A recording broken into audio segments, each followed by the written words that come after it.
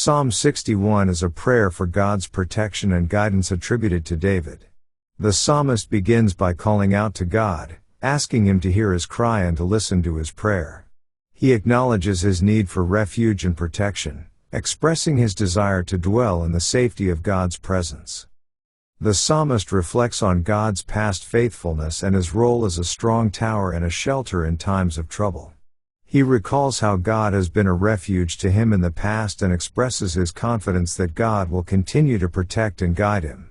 Despite his current circumstances, the psalmist affirms his trust in God's unfailing love and his ability to sustain him.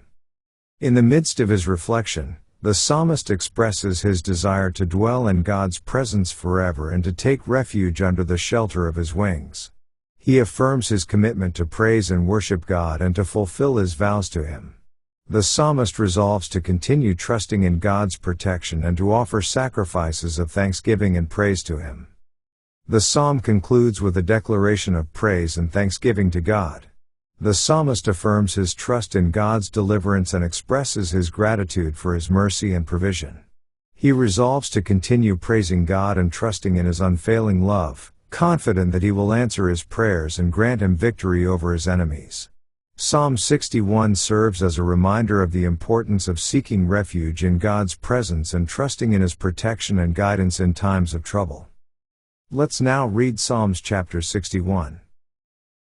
To the chief musician upon Nagina, a psalm of David, hear my cry, O God, attend unto my prayer.